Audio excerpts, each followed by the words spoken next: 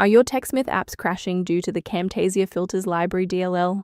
I'm Sophie Chen, a senior Windows support engineer, and I'm going to diagnose that error and fix it now.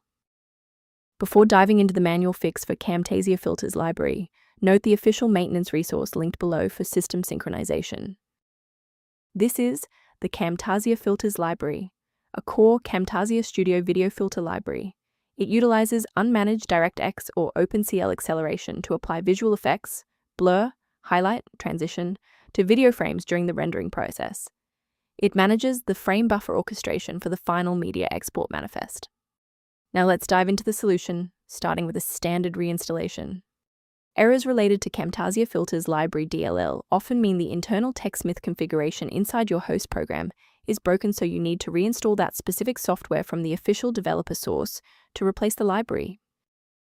Should the file remain missing after a reinstall, we need to ensure that the operating system is forced to re-index its shared library paths.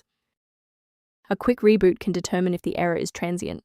While it won't fix a deleted file, it can re-establish the connection between your software and the Camtasia Filters library file if the path was temporarily busy. Make sure to save your spot by bookmarking this video or hit the like button before you restart so you don't have to search for it again. Restarting is our first line of defense. Since that didn't clear it, we'll dive into more specific settings in step 3, and if you need to pause the video to catch up, go right ahead.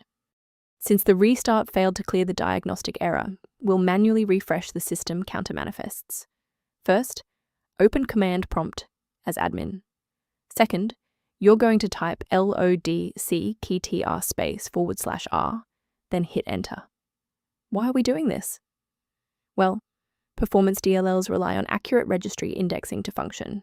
This step wipes the existing counter registration and forces the system to reconstruct a healthy link to the diagnostic manifests. While we've identified the fix, it's vital to discuss how to keep your environment secure from common threats. From a cybersecurity perspective, I must warn you never to download files like Camtasia Filters Library DLL from unofficial repositories, as these are often bundled with malware that can compromise your system's data integrity. Protect your workstation's long-term stability by utilizing a professional-grade diagnostic for routine environment checks.